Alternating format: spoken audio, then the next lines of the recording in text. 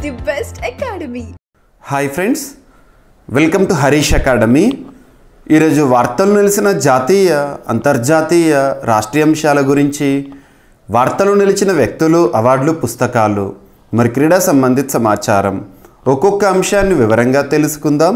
ఈరోజు first topic వచ్చేసి పోటీ పరీక్షలకు ప్రిపేర్ అవుతున్న ప్రతి ఒక్క అభ్యర్థి రానున్న పోటీ పరీక్షలను దృష్టిలో ఉంచుకొని ఏ పోటీ పరీక్షన కానివ్వండి, ఏ స్థాయి పోటీ పరీక్షన కానివ్వండి, తప్పనిసరిగా చదవాల్సిన కొన్ని ముఖ్యమైన అంశాలు ఉంటాయి. అటువంటి తప్పనిసరి అంశాలను ఎలా గుర్తించాలంటే లాస్ట్ 6 months ఆర్ 1 yearలో రెగ్యులర్గా రిపీటెడ్గా వార్తలు నిలుస్తున్న అంశాలు. సో ఇక్కడ అబ్జర్వ్ చేస్తే అలాంటి టాపిక్స్లో ఒక topic IITs, Indian institute of technologies. ఇటీవల కాలంలో ముఖ్యంగా కరోనా పరిస్థితుల కాలం నుండి భారతదేశంలో ఐఐటీస్ సాధిస్తున్న ఘనత అద్భుతం. వారి యొక్క ఇన్నోవేషన్స్ని మనం తరచూ చూస్తున్నాం కాబట్టి పోటీ పరీక్షలు అడుగుతున్నారు. మరి ఈ ఐఐటీస్ ప్రస్తుతం విశ్వవ్యాప్తం కూడా అవుతున్నాయి, వివిధ దేశాల్లో ఏర్పాటు అవుతున్నాయి. సో ఇక్కడ అబ్జర్వ్ చేస్తే ఐఐటి మద్రాస్ అత్యధిక సార్లు వార్తల్లోకి వస్తుంది, మనం అత్యధిక సార్లు డిస్కస్ చేస్తున్నాం. ఐఐటి మద్రాస్ శాస్త్రవేత్తలు ఇటీవల లాంచ్ చేసిన ఆసియాలోనే అతిపెద్ద shallow wave basin research facility అనేది ఇటీవల వార్తల్లోకి వచ్చింది. ఇటీవల ఏఐఐటి వారు ఆసియాలోనే అతిపెద్ద షాలో వేవ్ బేసిన్ రీసెర్చ్ ఫెసిలిటీని ప్రారంభించడం జరిగింది అంటారు. ఇక్కడ ఐఐటి మద్రాస్ క్యాంపస్ ఏదైతే ఉంటుందో అందులోనే ఇక్కడ ప్రాక్టికల్గా దీన్ని మనం చూడవచ్చు. సో ఇక్కడ అబ్జర్వ్ చేస్తే ఉద్దేశం ఏంటంటే coastal engineering and port management విషయంలో ఈ పరిశోధనలు అనేవి, దీనిపై చేసే పరిశోధనలు అనేవి ఉపయుక్తంగా ఉంటాయంట. సో ఇక్కడ ఐఐటీస్కి సంబంధించి మనం గుర్తుంచుకోవాల్సింది ఏంటంటే ఐఐటి మద్రాసు ఇటీవల వార్తల్లోకి వచ్చింది. సింగిల్ లైన్లో గుర్తుంచుకోండి, ఐఐటీకి సంబంధించి సింగిల్ లైన్లో క్వశ్చన్ అడుగుతారు. ఐఐటి మద్రాస్ శాస్త్రవేత్తలు లాంచ్ చేసిన ఆసియాలోనే అతిపెద్ద shallow wave basin research facility అనేది వార్తల్లోకి వచ్చింది. ఈ సెంటెన్స్ గుర్తుంచుకోండి, దట్స్ మోర్ ఎనఫ్. ఓకేనా, ఎందుకోసం ఉపయుక్తం అని చెప్పేసి ఇక్కడ మీకు చెప్పడం జరిగింది. ఇక ప్రపంచంలోనే లేదా భారతదేశంలోనే మొట్టమొదటి, అతిపెద్ద, అతి చిన్న, అతి పొడవైన ఇలాంటి ప్రత్యేక పదాలతో కూడిన కరెంట్ అఫైర్స్ని మనం సూపర్లేటివ్స్గా డిస్కస్ చేస్తున్నాం. ఇక్కడ ఒక సూపర్లేటివ్ టాపిక్ వార్తల్లోకి వచ్చింది. భారతదేశంలోనే మొట్టమొదటి, India's first organic fisheries cluster అనేది ఎక్కడ ప్రారంభించారు అంటే దేశంలోనే మొట్టమొదటి ఆర్గానిక్ స్టేట్గా మనం ఇప్పటివరకు చదువుతున్న సిక్కిం రాష్ట్రంలో. సో సిక్కింలో దేశంలోనే మొట్టమొదటి ఆర్గానిక్ ఫిషరీస్ క్లస్టర్ని ఏర్పాటు చేయడం జరిగింది. సో ఇక్కడ ఏ డిస్టిక్లో సిక్కింలో అంటే సొరెంగ్ డిస్టిక్లో. దీనికి ఉద్దేశం ఏంటంటే to revolutionise the aqua culture industry by promoting ecologically sustainable, chemical free, pesticide free fishing. So ఇక్కడ అబ్జర్వ్ చేస్తే ఫిషరీకి సంబంధించి ఆర్గానిక్ ఫిషరీ సెక్టార్ని ప్రోత్సహించడానికి ఉద్దేశించబడిందని గుర్తుంచుకోండి.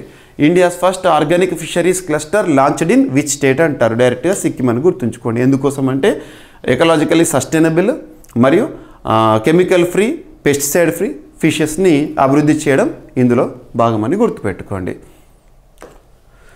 ఇక తరచూ వార్తలు నిలుస్తున్న ఒక అంశము India's GDP growth rates estimates, భారతదేశం యొక్క వృద్ధి రేటు అంచనా. ఇక్కడ నిన్నటి క్లాస్లో కూడా చూసాం, భారత ప్రభుత్వం మొట్టమొదటిసారి గ్రోత్ రేట్ ఎస్టిమేట్ని రిలీజ్ చేసింది. ఈ ఆర్థిక సంవత్సరం 6.4%గా ఉండబోతోందని చెప్పేసి. సో ఇక్కడ ఈరోజు SBI నివేదిక సబ్మిట్ చేసింది. దాని ప్రకారం భారతదేశం యొక్క జీడిపి వృద్ధి రేటు ప్రస్తుత ఆర్థిక సంవత్సరం అంటే 2024 ఏప్రిల్ 1 నుండి 2025 మార్చ్ 31 FY25లో ఎంత ఉండబోతుంది అంటున్నారంటే 6.3%గా ఉండబోతుందని SBI వారు చెప్పడం జరిగింది. గుర్తుంచుకోండి, నిన్నటి రోజున భారత ప్రభుత్వం రిలీజ్ చేసిన అంచనా కంటే ఇది తక్కువ. ఇక రీసెంట్గా RBI ఎంతగా అంచనా వేసింది? 6.6%గా. సో ఇటువంటి పాయింట్స్ మీరు ఫోకస్ చేయండి ఎగ్జామినేషన్ పాయింట్ ఆఫ్ వ్యూలో. ఇక త్రిపుర.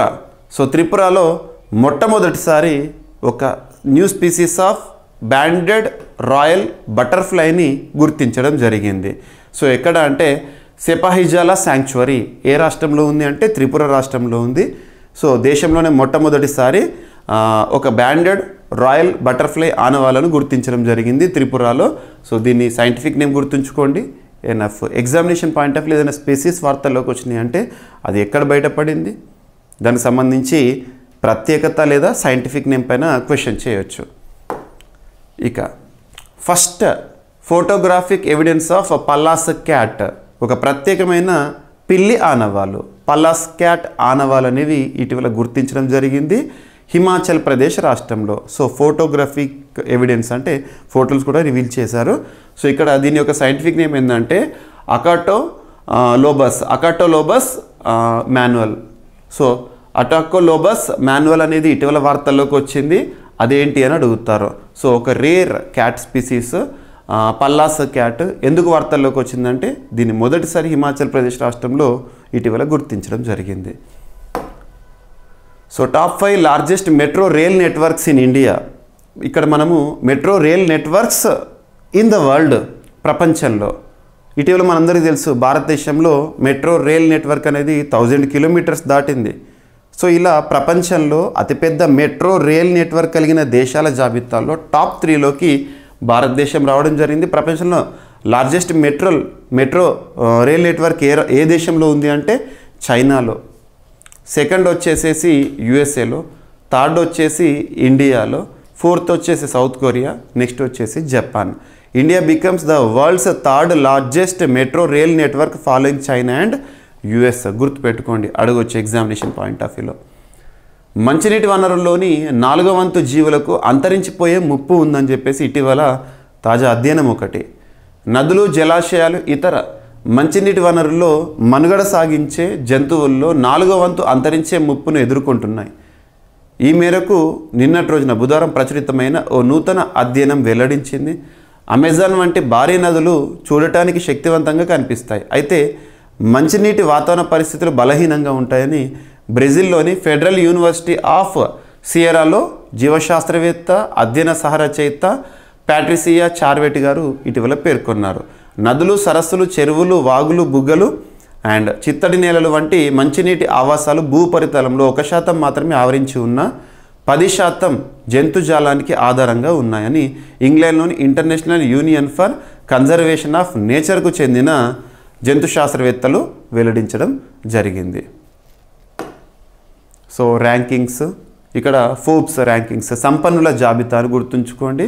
ఇక్కడ అబ్జర్వ్ చేస్తే మళ్ళీ టాప్లో ఆసియాలోని కుబేరుడిగా ముఖేష్ అంబానీ, రిలయన్స్ ఇండస్ట్రీస్ లిమిటెడ్ అధినేత వార్తల్లోకి వచ్చాడు. తన యొక్క సంపద విలువ, నికర విలువ $1 బిలియన్, $97.2 బిలియన్ భారతదేశం నుండి. సో ఇక్కడ చూడండి, ఆసియాలో అగ్రగామి 10 మంది ధనవంతుల జాబితాను ఫోర్బ్స్ ఇండియా ఇటీవల ప్రకటించింది. ఈ రియల్ టైం జనవరి 7 బిలియనీర్ల జాబితాలో రిలయన్స్ ఇండస్ట్రీస్ చైర్మన్ ముఖేష్ అంబానీ అగ్రస్థానం నిలవగా తొలి 10 మందిలో మరో 3 కూడా భారతీయులే కావడం విశేషము. సెకండ్ పొజిషన్లో కూడా భారతీయుడు, అండ్ నెక్స్ట్ వచ్చేసి 7th పొజిషన్లో HCL అధినేత శివన్ ఆడార్.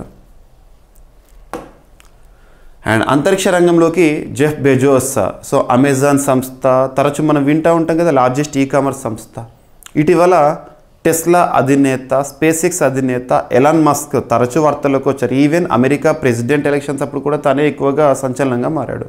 ఇప్పుడు మరొకరు జెఫ్ బెజోస్, అమెజాన్ అధినేత అంతరిక్ష రంగంలోకి అడుగుపెట్టబోతున్నారు. రాకెట్ ప్రయోగం సిద్ధము. అమెజాన్ అధిపతి జెఫ్ బెజోస్ నేతృత్వంలోని బ్లూ ఆరిజిన్ సంస్థ తమ తొలి ఆర్బిటాల్ రాకెట్ ప్రయోగానికి సిద్ధమవుతోంది. న్యూ గ్లెన్ పేరు గుర్తుంచుకోండి.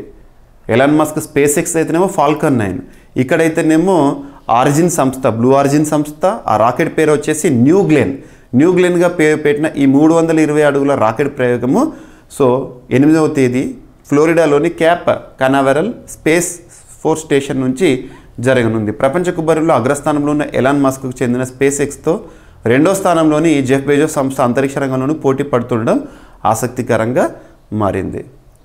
ఇక రానున్న రిపబ్లిక్ డే సెలబ్రేషన్స్, గణతంత్ర దినోత్సవ వేడుకల సందర్భంగా మన భారతదేశానికి విచ్చేస్తున్న ముఖ్య అతిథి ఇండోనేషియా దేశానికి సంబంధించి Indonesia president Prabowo Subianto. So Prabowo will be the chief guest at India's republic day parade. So ప్రతి ఏటా కూడా మనము గణతంత్ర దినోత్సవ వేడుకలకు కొంతమంది విశిష్ట అతిథులను ఆహ్వానిస్తూ ఉంటాము. లాస్ట్ ఇయర్ తీసుకుంటే మనము ఫ్రాన్స్ దేశానికి సంబంధించి అధ్యక్షుడు ఎమాన్యుయల్ మెక్రాన్ గారు రావడం జరిగింది. సో ఇటువంటివి అడుగుతారు ఎగ్జామినేషన్ పాయింట్ ఆఫ్ వ్యూలో.